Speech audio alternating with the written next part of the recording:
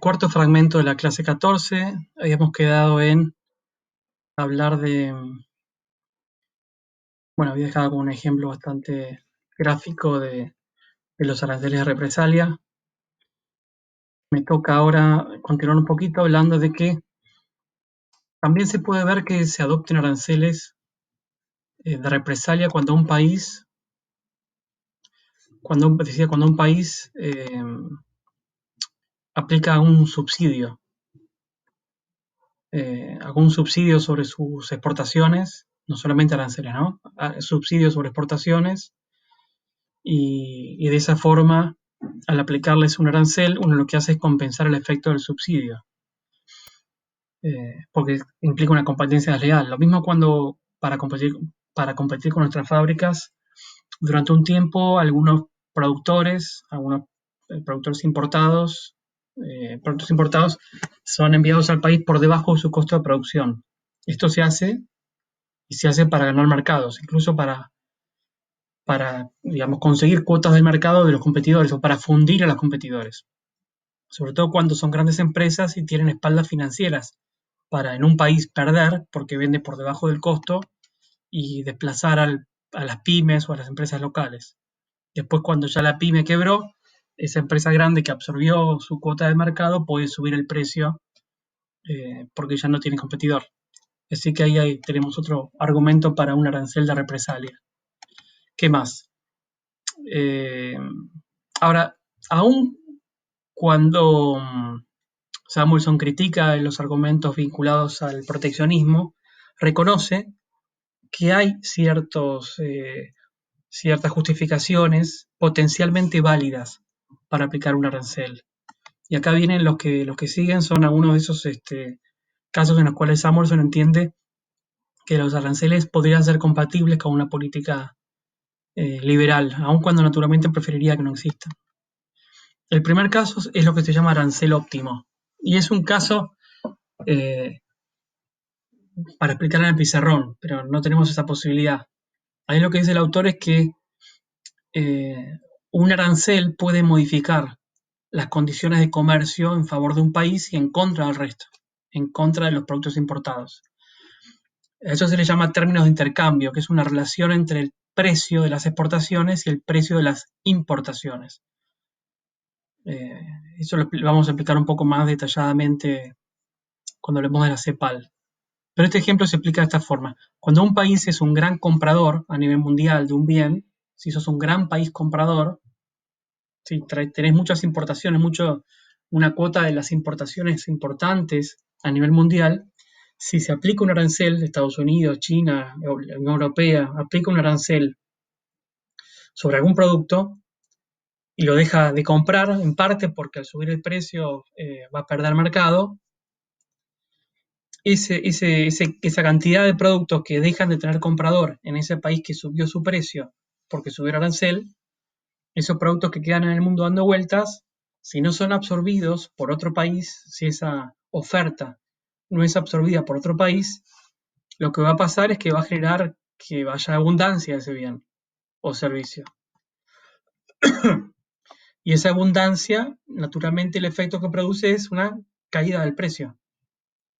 Una caída del precio que, que nos pasó a nosotros con la miel. La Argentina es un gran exportador de miel y en un momento competimos de igual a igual con Estados Unidos, que el propio Estados Unidos nos impuso un arancel a las exportaciones argentinas de miel porque la demanda de ellos es más grande que su oferta. Así que la producción argentina abastecía una parte de la demanda norteamericana de miel, pero cuando nos pusieron un arancel muy, pero muy alto, no pudimos entrar más al mercado norteamericano y toda esa producción de miel que teníamos se volvió abundante.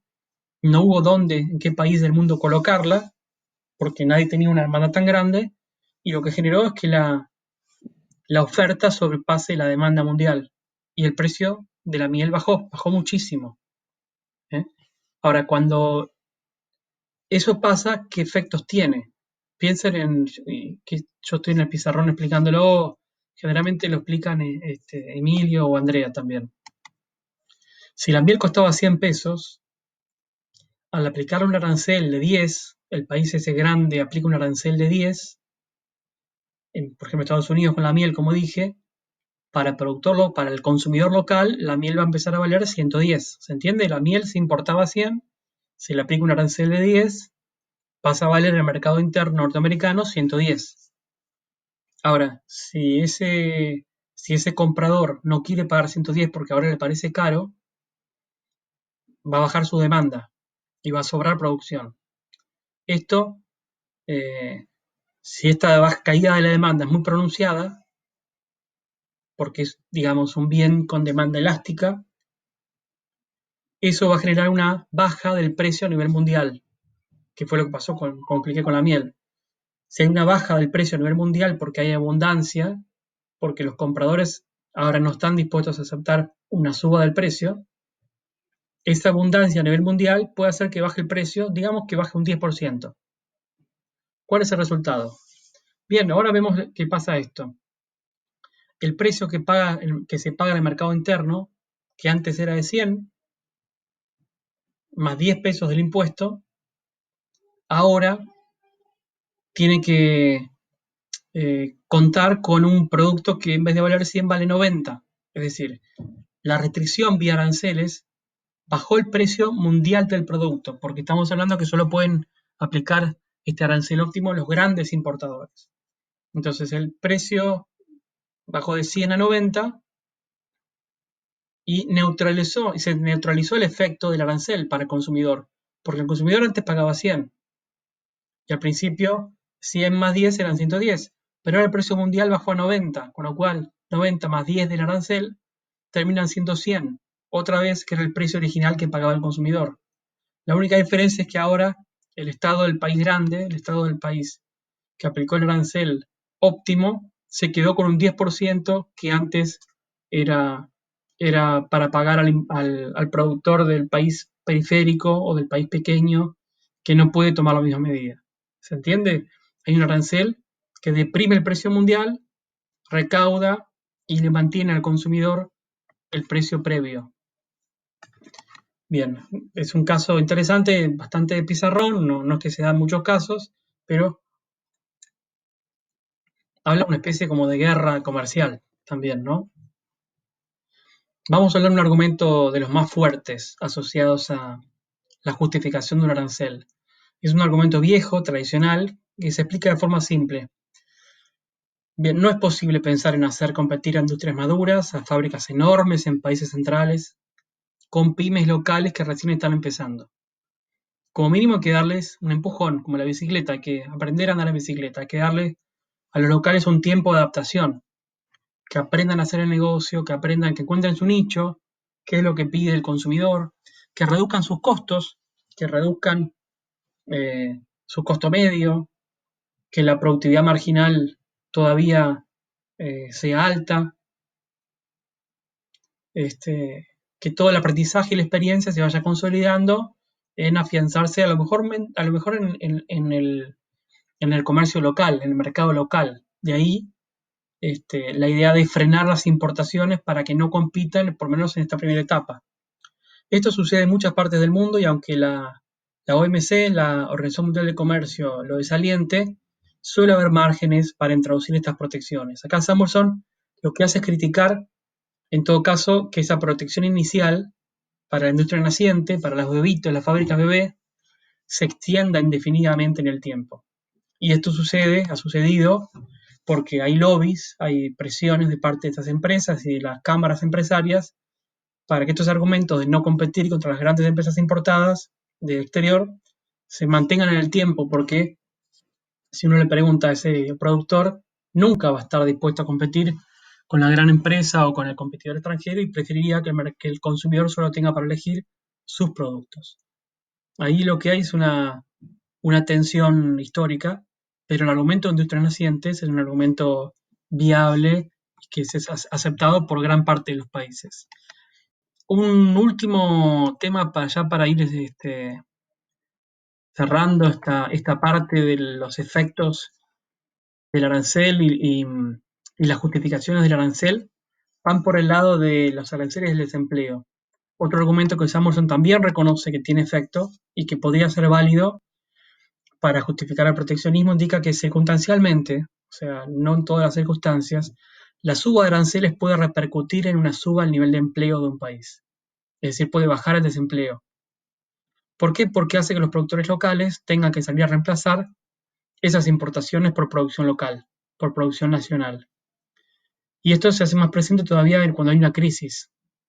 No sucede nunca que se aumenten las importaciones cuando hay crisis. Cuando hay crisis, cuando sube el desempleo, los países salen a defender sus empleos, a competir por los empleos y a subir los aranceles. De alguna forma, comprar productos importados es darle la plata a trabajadores y empresarios de otro país. Es como que nuestro dinero deja de mantener un circuito interno de producción, gasto, ese circuito de flujo real y flujo nominal, y termina alimentando la riqueza de otro país. Ahora, ¿qué pasa? Si todos los países suben los aranceles, el efecto de creación de empleos local, porque se frenan las importaciones, se neutraliza, no funciona. Porque lo que puede pasar es que si todos subimos los aranceles, caen no solamente las importaciones, sino también que caen las exportaciones. Así que se quedan sin empleo los trabajadores de las industrias argentinas que tienen por destino el exterior. Así que el efecto de creación de empleo porque caen las importaciones y destrucción de empleo porque caen las exportaciones se neutraliza. ¿Está? Así que en la conclusión dice Samuelson que hay otras formas mejores para generar empleos y que no son subir aranceles, que el resultado no va a ser ni duradero ni va a ser sustentable.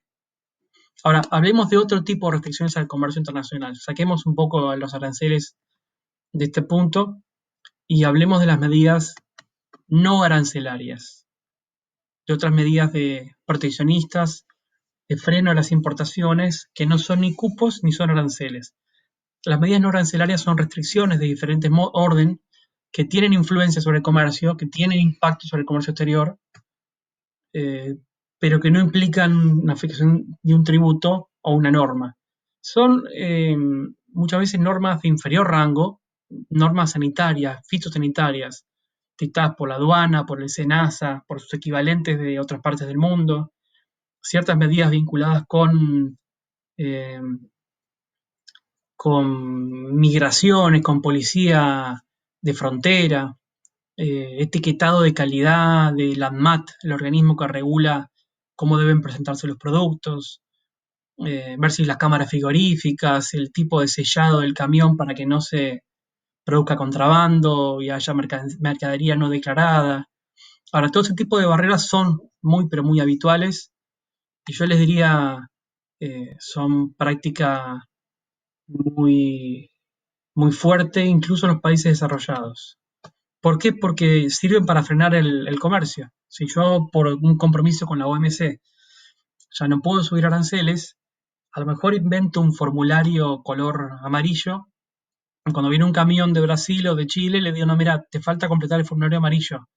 Y me dice, ¿qué formulario? No, el que se salió publicado ayer. Y pero bueno, dámelo que lo completo. No, tenés que completarlo en el consulado argentino en Santiago de Chile. Y tenés que esperar y sale $1000 el formulario.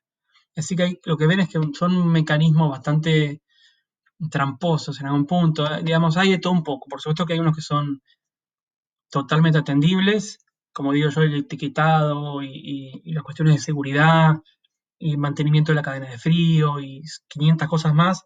Pero uno ve también que en algunos países se imponen restricciones tan pero tan duras que da la impresión que hay objetivos que no son solamente que ingrese mercadería óptima, sino también frenar de forma indirecta el comercio a través de estas medidas.